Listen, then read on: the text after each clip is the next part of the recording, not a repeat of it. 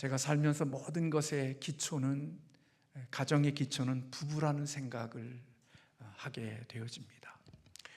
그 부부가 관계가 무너지고 나면 사실은 가정은 건강하고 온전할 수가 없다라는 생각이 들고, 어느 부분들 속에 하나의 흠집과 그리고 약한 부분이 생기게 되어지는 것 같아서, 가정은 무엇보다도 부부가 건강하고 행복한 그런 부부가 되어야 하겠다 하는 생각을 하게 됩니다.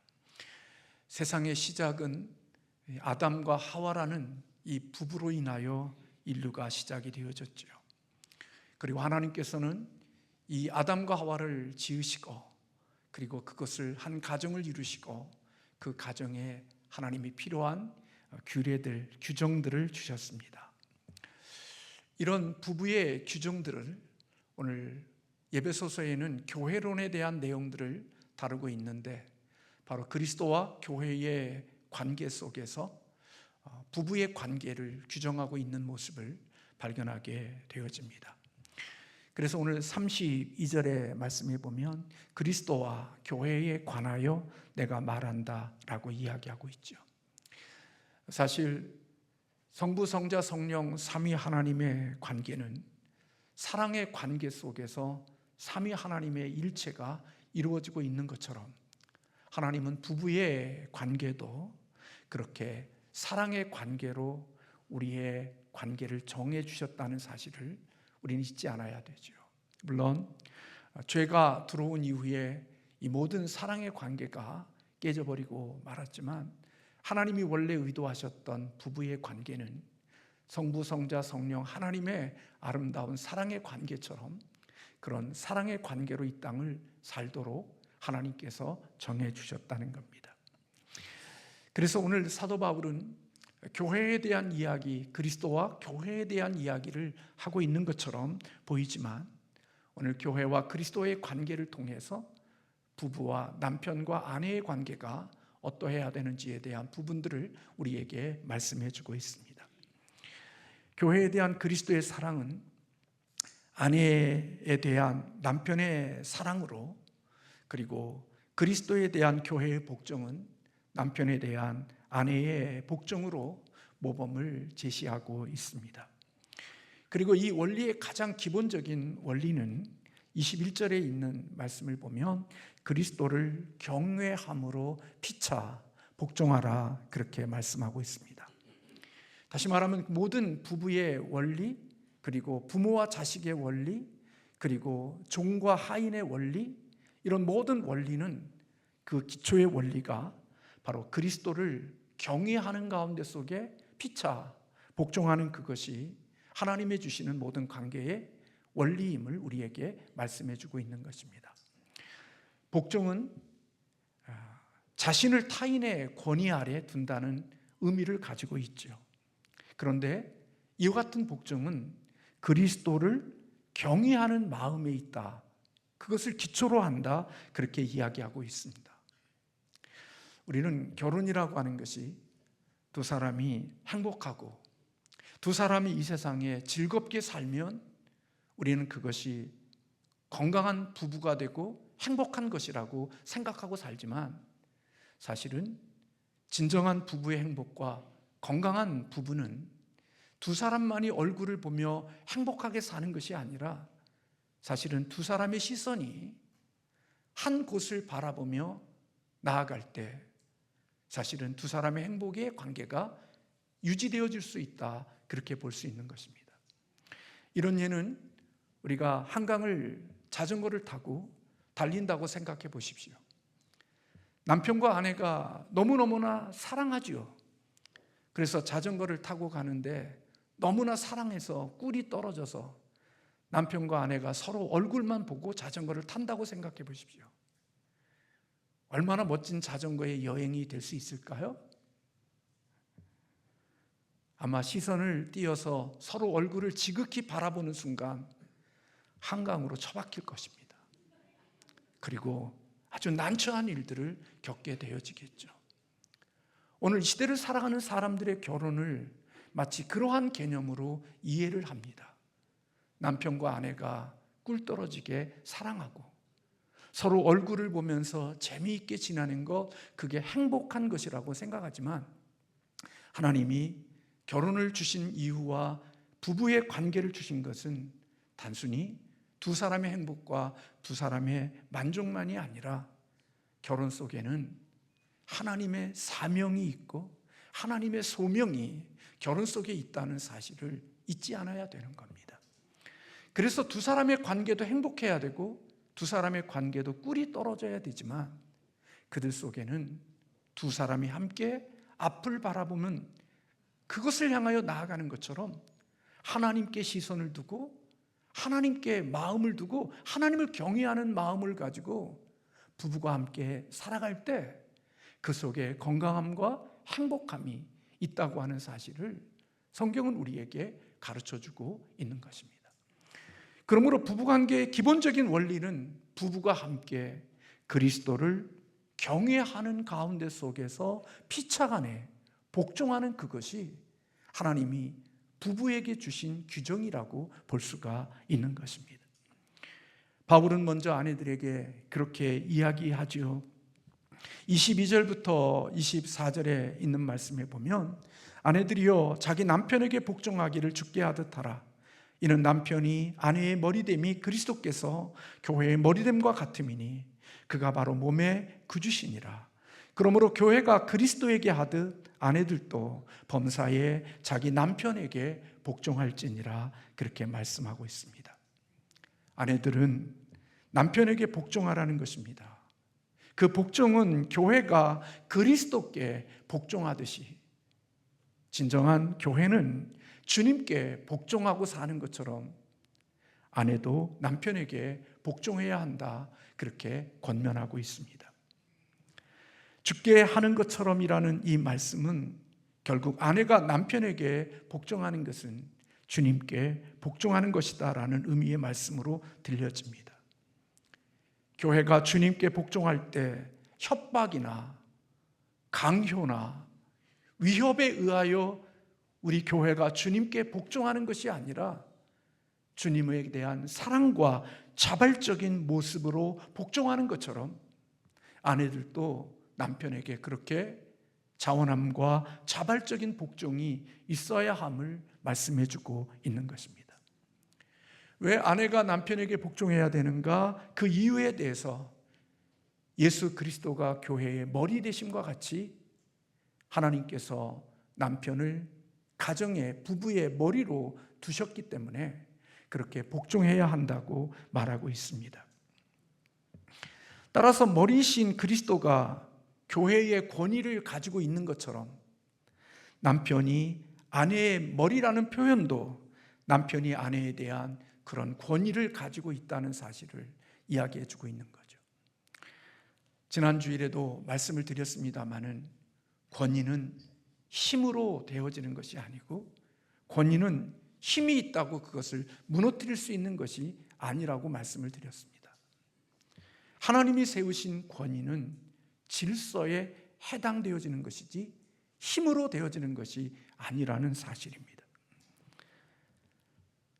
부부의 관계에서 남편이 아내의 머리가 되어지는 원리에 대해서 많은 사람들이 그 이유를, 원인을 찾고 이런 이야기 저런 이야기를 합니다마는 그것은 하나님이 남자를 먼저 창조하셨고 그 뒤에 남자에게서 여자를 창조하셨기에, 그리고 돕는 배필로 아내를 곁에 두었기에 이것이 가정을 이끌어가는 가장의 권위와 책임을 남자에게 부여해 주신 하나님의 질서라고 이해를 합니다. 그래서 하와가 선악과를 먼저 따먹고 남편에게 주었지만 그 모든 책임을 하나님이 누구에게 물으셨느냐? 아담에게 그 책임을 물으셨던 것은 바로 그 가정의 권위자인 남편에게 그 모든 책임이 있음을 믿기에 하나님은 아담에게 그 책임을 먼저 물었던 것으로 우리는 이해하고 있습니다. 현대를 살아가는 이 시대에는 여성들에게 있어서 이 바울이 가르쳐주는 이 권면의 말씀, 이 진리의 말씀은 불편해질 수 있고 불편하게 생각하는 분들도 교회 안에 있을 수 있을 거라고 생각이 됩니다. 그러나 결코 불편해야 될 필요가 없는 것은 이것은 바로 교회와 그리스도의 관계에 대해서 말하고 있는 것이기 때문에 이것에 대하여 결코 불편해할 필요가 없는 것입니다. 이 권면은 남편이 그리스도를 가정의 진정한 머리로 인정하고 복종하고 있다는 것을 전제하고 있는 것입니다.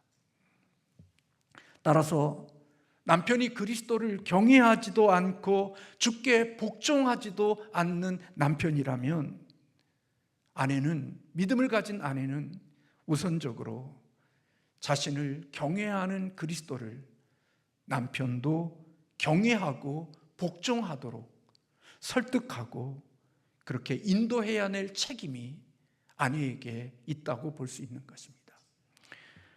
두 사람이 결혼할 때는 다 불신자였지만 어느 날 하나님께서 은혜를 주셔서 내가 먼저 예수 그리스도를 믿고 그리스도를 머리로 인정하는 자가 되어졌다고 하면 이제는 우리가 무엇보다도 남편의 권위 아래 복종하기 위해서는, 진정한 복종, 행복한 자원하는 복종이 되기 위해서는 나의 머리가 된 남편이 주를 그리스도로 인정하고 그 권위 앞에 쓸 수 있도록 해주는 것이 무엇보다도 중요한 것임을 이야기해 주고 있습니다.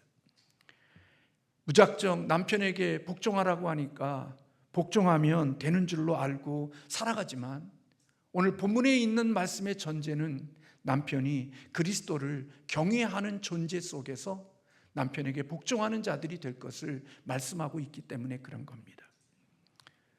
그러므로 남편이지만 하나님을 믿지 못하게 하거나 남편이지만 부도덕한 것의 행위와 불법적인 일을 아내에게 명령한다 할지라도 아내는 그 남편의 말을 따를 수가 없는 겁니다. 왜냐하면 우리의 주인은 남편이 아니라 그리스도가 우리의 주인이기 때문에 주인을 거역하는 남편의 말에 우리가 순종하고 복종하는 것이 진정한 복종이 될 수가 없다는 것입니다. 남편이 그리스도를 경외하는 전제에서 아내는 교회가 그리스도의 머리가 되는 것처럼 남편의 머리가 된다는 것입니다. 그리스도의 머리 되심은 억압과 굴림이 아닌 돌봄과 책임이기 때문에 그런 정당한 남편으로서의 어떠한 위치가 아닌 하나님을 거역하고 하나님의 미워하는 그러한 일들을 통하여서 하면서 그것에 대하여 복종하라고 할 때 우리는 사실은 그런 면에서 볼 때 우리는 깊이 생각을 해봐야 되는 거죠. 그는 하나님 앞에 복종하지 않는 그런 남편에게 복종하며 살아가는 그것은 어떤 한 면에서 볼 때는 그는 하나님 앞에 남편이 우상이 되어진 부분이 있을 수 있음을 우리는 잊지 않아야 되는 것이죠. 그리스도를 경외함으로 서로 복종하라는 전제 아래 22절에 아내들이여 남편에게 복종하기를 주께 하듯 하라 그렇게 권하고 있습니다. 그러므로 사랑하는 성도 여러분, 아내 되어진 여러분들은 남편을 존경하는 사람들이 되어야 하는 것이죠. 왜냐하면 남편을 존경하는 마음이 없다고 하면 결코 남편에게 복종하는 사람이 되어지기 어렵기 때문에 그렇습니다. 아내가 남편의 부족한 부분을 떠올리고 살아가는 아내들에게 있어서 남편에게 복종하는 모습들이 있는가를 잘 주의해 보십시오. 남편의 부족함, 남편의 모자람, 이러한 것들을 끊임없이 묵상하며 그것을 입으로 나열하고 입으로 말하면서 살아가는 사람들의 모습 속에 보면 그런 아내들에게는 남편에 대한 복종이 있을 수가 없습니다. 복종은 존경에서 나오는 거거든요. 복종은 존중에서 나오는 거기 때문에 남편을 존경하거나 남편을 존중하지 않는 아내는 남편에게 복종하거나 남편의 뜻을 따라 살아가는 자가 될 수가 없습니다. 그러므로 남편에 대한 부정적인 것만을 늘 생각하고 살아가는 사람들에게는 하나님이 그 여인에게 주신 돕는 배필로서의 역할을 다하지 못하는 거죠. 하나님이 돕는 배필로 주셨다는 것은 남편에게 부족하고 약함도 있고 모자란 부분도 있을 수 있다는 거거든요. 그것을 채우기 위하여 하나님께서 그 곁에 그를 두었다는 사실을 잊어버리고 살게 되면 끊임없이 남편의 부족함과 남편의 모자람을 이야기하고 흉보는 자가 되어지는 거죠.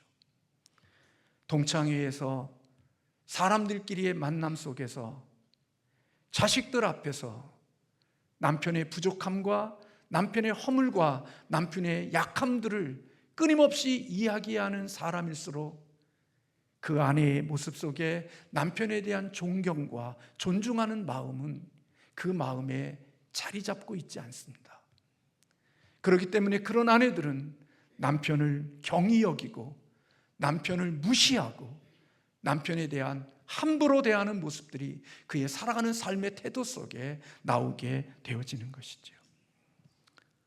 그러므로 오늘 이 말씀 속에 준비하다 보니까 아내들은 남편에 대한 부정적인 의미를 끊임없이 긍정적인 의미로 바꾸는 그런 생각들을 해야 한다는 글을 읽었습니다.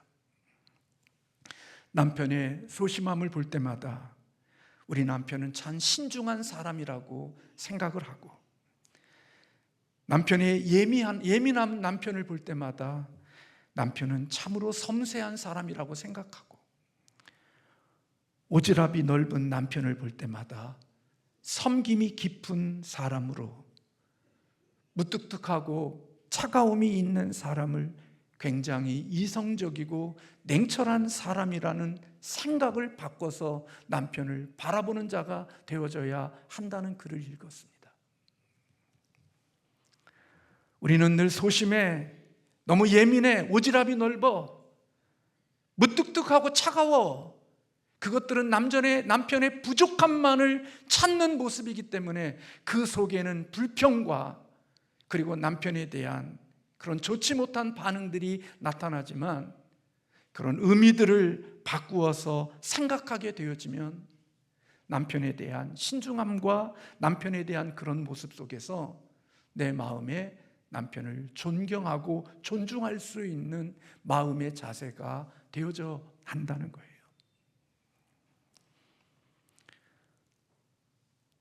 그래서 여러분, 하나님 앞에 늘 기도할 때마다 내가 남편을 무시하게 되고 남편을 향하여 함부로 대하지는 마음의 나의 모습을 볼 때마다 믿음을 가진 그리스도인들의 아내는 하나님 앞에 그런 기도를 드려야 한다는 거예요. 하나님, 내가 남편을, 그리스도를 존중하고 그리스도를 존경하는 것처럼 내 남편을 존경하게 할 수 있는 마음을 달라고, 그런 남편이 되게 해달라고 하나님 앞에 믿음을 가진 아내들은 기도하는 사람들이 되어야 한다는 거예요. 예수를 믿지만 내가 생각하는 것만큼의 완벽한 남편이 되지 못했을 때 하나님 앞에 기도하지요. 가서 교통사고나 확 당해버려, 다리 몽생이 부러져 버려라. 이런 모습으로 하나님 앞에 서 있는 모습은 아내로서의 행복이 되지 못하고 기쁨이 되지도 못한다는 것입니다. 이렇게 가정에 남편의 권위가 세워질 때 단순히 부부의 관계뿐만 아니라 그 권위 아래서 양육받고 그 우산 아래서 자라나는 자녀들의 모습들 속에 남편의 권위가 세워질 수 있다는 겁니다. 자녀들이 아버지를 존경하는 자가 되게 하고 아빠가 가정의 머리됨으로써의 역할을 할 수 있게 하기 위해서는 아내된 사람들이 먼저 남편을 존중하고 존경하는 자가 되어져야 자녀들도 아버지를 존경하고 또 귀히 여기는 자가 되어질 수 있다는 겁니다. 자신은 공주처럼 착각하고 자기는 왕비라고 생각해서 남편을 하인처럼 부리는 아내는 결코 공주도 될 수 없고 왕비도 될 수 없다는 겁니다. 왕비는요, 왕이 있어야 왕비가 되는 거예요. 남편을 하인으로 취급하면서 자기 자신이 왕비라고 살고 생각하고 살아가는 그것은 착각일 수 있다는 겁니다. 하나님의 질서와 하나님의 주신 그 원리는 어디나 통하는 거거든요. 그래서 부부의 관계, 부모와 자식의 관계, 형제의 관계, 노사의 관계, 그 모든 관계 속에는 그리스도를 경외함 속에서 나오는 소피차의 복종이라고 하는 사실을 에베소서에서 우리에게 가르쳐주고 있음을 보게 되는 거예요. 남편이 가정의 머리로 세우고 존경할 때 아내 또한 역시 존중받는 사람이 될 수 있고 또 가정에서 그와 같은 아름다운 삶을 이룰 수 있다는 거죠. 그러면 오늘날 잘난 여인들, 아내들 끊임없이 모이면 남편 흉보고 남편 흠집 내놓고 뭐 이런저런 이야기하지만 결코 그 마음 속에 들어가 보면 그 사람의 마음에는 하나님의 주시는 선한 것들이 그 마음 속에 담겨져 있을 수가 없습니다. 사람들 앞에서는 떠벌리지만 그 마음에는 텅텅 비어 있음을 알 수가 있는 거죠. 그러나 그런 수다와 남편을 비웃고 떠들고 깔아내리고 하는 그런 많은 이야기들 속에서도 묵묵히 남편의 권위를 인정하는 그런 여인들을 보면 참 불쌍하고 초라할 것 같아도 그의 삶을 살아가는 삶의 공간 속에 들어가 보면 하나님이 주시는 복된 것들이 그 안에 가득 채워져 있고 선한 것들이 담겨져 있는 모습들을 보게 되는 거죠. 아내들이요, 남편을 존경하고 존중하는, 그리고 머리됨을 인정하고 복종하는 우리 삼양신성교회 귀한 아내들 되시기를 주님의 이름으로 축원합니다.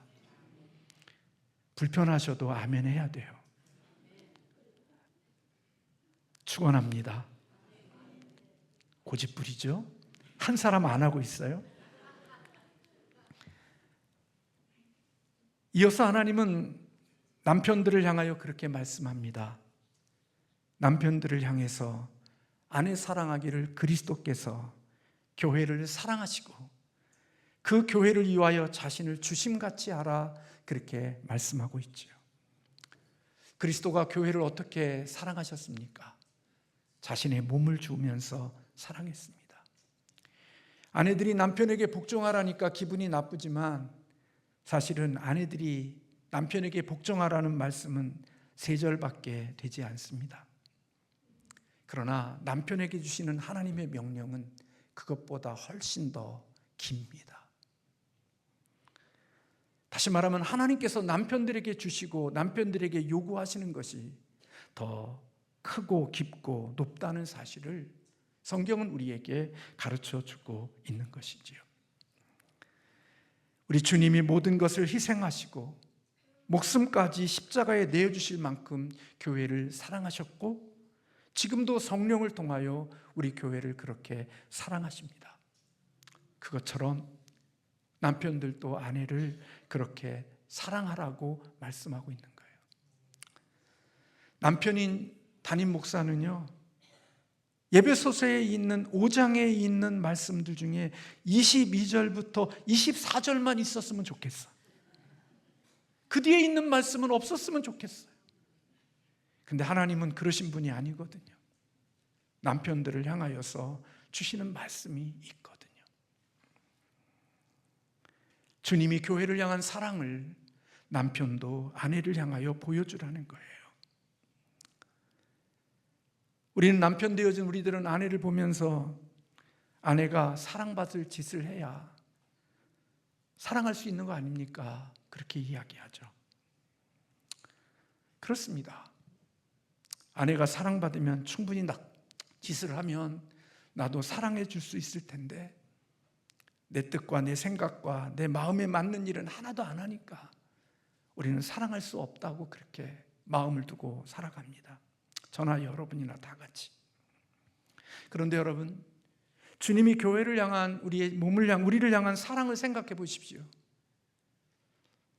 우리가 주님의 사랑받을 짓을 하고 삽니까?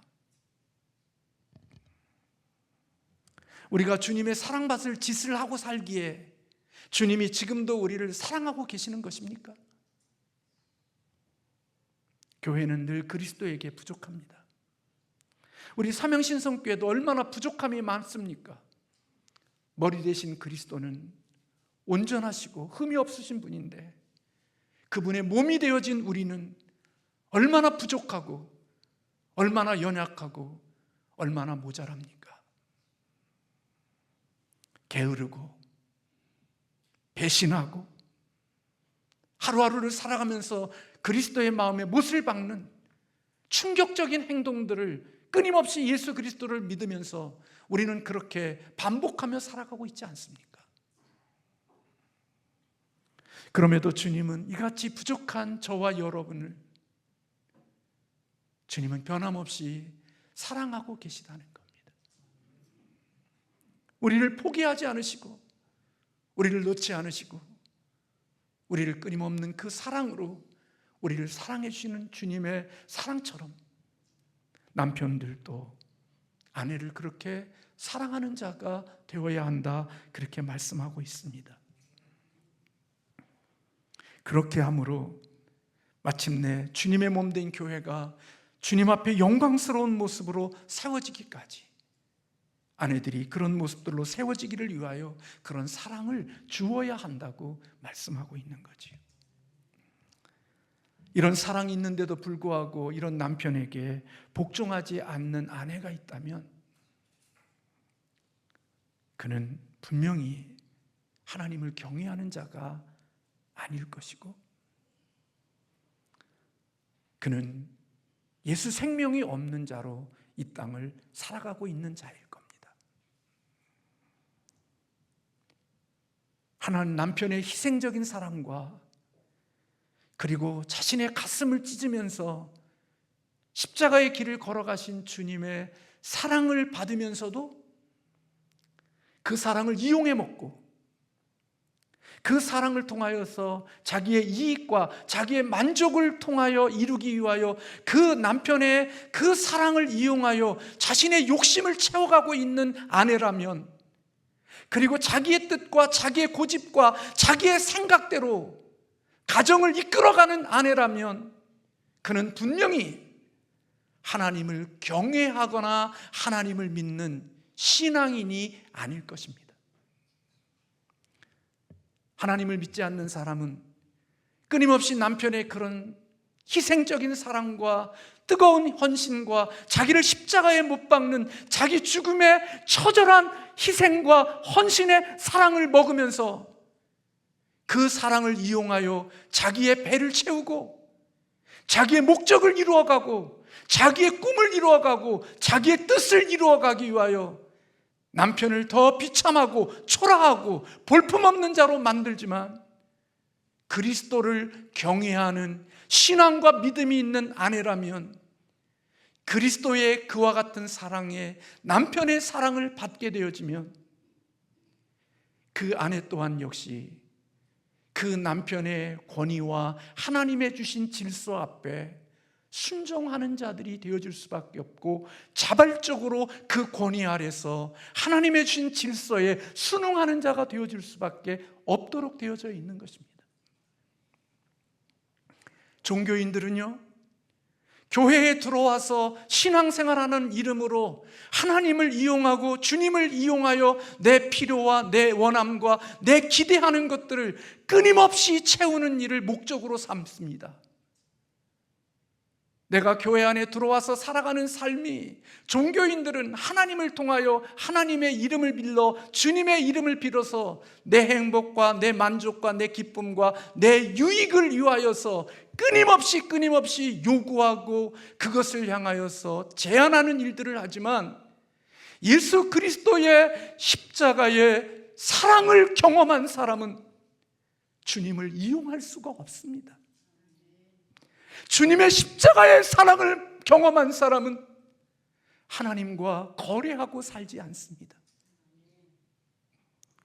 그 주님의 뜨거운 사랑 때문에, 그 사랑 때문에 내가 차원하는 마음으로, 자발적인 마음으로 머리 대신 그분 앞에 내가 순종하고, 내가 그 뜻 앞에 내 삶을 내려놓고 그 권위 아래서 그분을 기쁘게 하기 위하여 살아가는 것이, 그게 진정한 신앙인인 것입니다. 남편의 그리스도를 경외하는 그 사랑을 경험했음에도 불구하고 여전히 깨지지 않고 남편을 무시하고 남편을 종처럼 부리면서 자기의 뜻과 자기의 꿈을 이루어가는 사람은 그 속에 예수의 생명과 그리스도의 능력이 그 속에 없기 때문에 그렇습니다. 그는 예수의 생명으로 사는 자가 아니라 죄인 되어진 본성으로 살아가는 자인 거지요.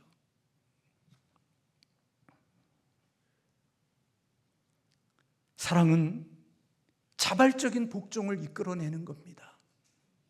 그래서 주님이 우리에게 뭔가를 요구하는 것 같지만 요구하지 않습니다.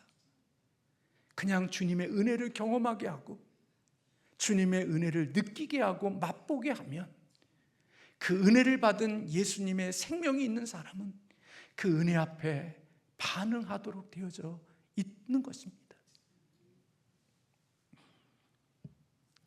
그리스도를 경외하지 않는 아내들, 교회를 다니는 사람 말고 진짜 예수 그리스도를 믿는 사람은 그런 남편을 만났을 때 그 남편 앞에 변화되어 줄 수밖에 없고, 남편에게 복종하는 삶으로서 그 남편의 권위를 세워주는 자가 되도록 되어져 있는 것입니다. 그러므로 남편과 아내는 서로의 복종 관계 속에 있는 겁니다. 어떤 아내는요, 하고 싶은 게 많고요, 자기 꿈이 많아요. 근데 남편이 그걸 원하지 않으니까, 남편이 그것을 바라지 않으니까 그 남편이 원하는 것들을 이루기 위하여서 끊임없이 사랑하는 마음으로 그 일을, 기쁨으로 그 일을, 자신을 내려놓고 남편이 원하는 일을 하는 사람도 있어요. 남편도 아내를 사랑할 때 부족하고 흠이 있지만 주님이 교회를 사랑하는 것처럼 그런 사랑으로 서로 살아가는 거지요. 사랑하는 성도 여러분, 저는 살아가면서 결혼제도라는 게 단지 부부의 행복을 위해서만 주신 것이 아니라는 생각을 더 많이 하게 됩니다.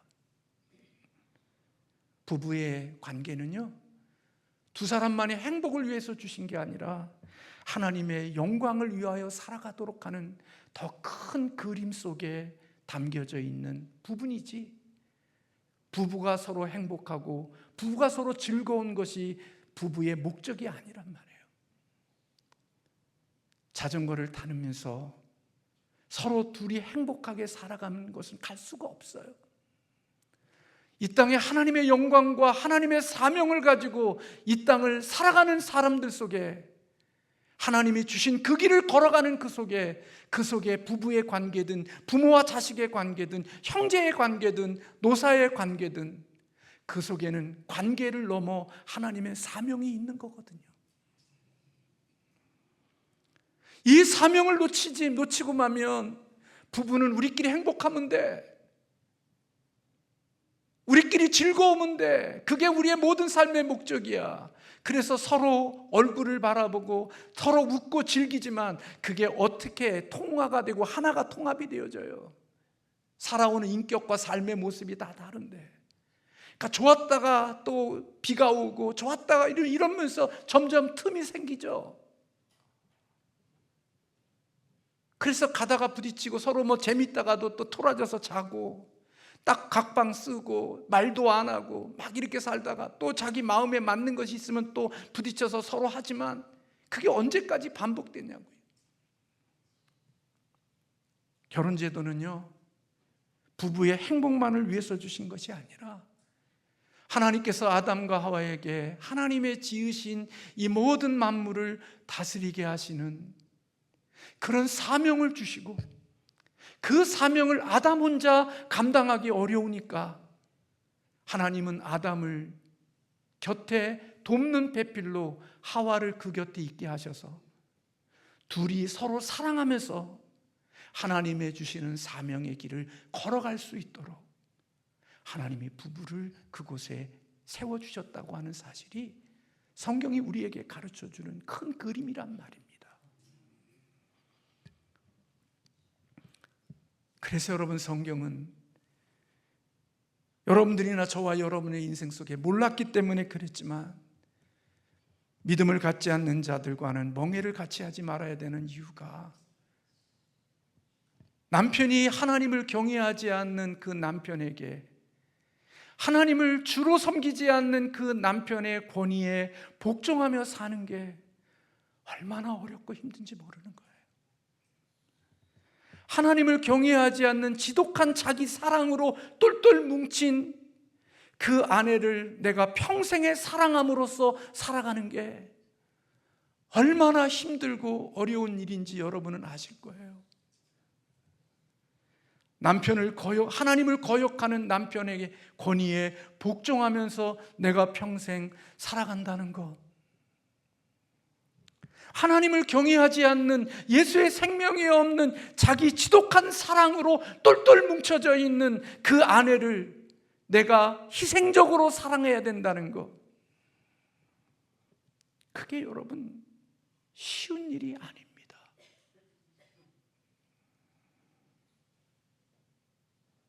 잘못하면 사랑이 우상이 되어져 버리고, 잘못하면 사랑하지만 내 마음에 상처만 남는, 행복이라고 하는 것은 그 속에 없는 고통과 아픔이 있는 가정이 될 수 있고 부부가 되어질 수 있기 때문에 결혼의 가장 우선순위는 저와 여러분의 마음속에 그리스도를 경외하는 그것이 기초가 되어진 가정이 되어질 때, 거기에서 이루어지는 복종과 사랑이 하나님의 아름다움들을 이루어가는 축복이 되어진다고 하는 사실을 성경은 우리에게 가르쳐주고 있는 것입니다. 그러므로 여러분, 많이 기도해야 됩니다. 믿지 않는 남편이 그리스도를 경외하는 남편이 될 수 있도록, 믿지 않는 아내가 그리스도를 경외할 수 있는 아내가 되도록, 그런 기초 위에서 우리가 주님의 명령을 따라 살아가게 되어질 때, 하나님이 원하시는 가정의 부부를 통하여 건강한 아름다움과 행복이 그 가정 속에 채워지게 되어지고, 그 부부의 관계뿐만이 아니라 그 우산 속에서 자라는 자녀들이 또 다른 남자를 만나고 아내를 만나고, 그리고 그런 가정 속에서 그런 원리로 또 교회 가정을 세워갈 때 하나님의 축복이 계속해서 멈추지 않고 흘러갈 수 있는 하나님의 아름다운 축복이 되어지는 것입니다. 저는 이런 면에서 볼 때 제가 남편으로서 제대로 살아오지 못한 부분이 있고, 또 이런 면에서 부족한 부분이 있다는 생각을 많이 합니다. 부부가 서로 재밌고 행복하게 사는 것, 그것만이 아니라 우리에게는 더 큰 그림이 있다는 것. 그래서 예수 믿는 사람들이 예수 믿지 않는 사람과 만나서 살면서 돈 많이 가졌다, 뭐 있다, 직장 좋다, 그런 자랑은 그리스도인의 자랑이 될 수가 없는 겁니다. 많이 저나 여러분이나 회개해야 되고, 가슴에 많이 아파해야 되고, 하나님 앞에 눈물로 기도해야 될 내용이지, 그게 자랑이 되어서는 안 됩니다. 그러나 시시하고 볼품없고 내놓을 게 없어도 그리스도를 서로 경외하고 그리스도를 서로 섬기면서 살아가는 사람이 되어지면, 시간이 지나면 좋아지도록 되어져 있습니다. 잘 되도록 되어져 있습니다. 하나님의 축복이 그 속에 담겨지도록 되어져 있습니다. 전 그건 믿습니다. 하나님이 없는 곳 결코 좋은 곳이 될 수 없고, 하나님이 계시는 곳 그것은 아름다운 땅이 되어질 수 있다고 저는 개인적으로 믿습니다. 나라나 교회나 가정이나 개인이나 주님이 계시는 곳이면 하나님의 영광이 있는 것이고, 주님이 계시지 않으면 어둠의 땅이 되어지는 것이지요. 사랑하는 성도님들의 가정 속에, 여러분들의 부부 관계 속에 하나님의 이런 은혜가 있기를 주님의 이름으로 축원합니다. 큰 그림을 따라 주어진 자전거의 페달을 밟으면서 하나님의 꿈과 하나님의 뜻과 소명을 이루어가면서 서로의 기쁨이 되고 위로가 되고 힘이 되고 용기가 되어져 서로에게 힘을 줄 수 있는 그런 복 있는 남편과 아내, 그런 가정들 되어지기를 주님의 이름으로 축원합니다. 기도하겠습니다.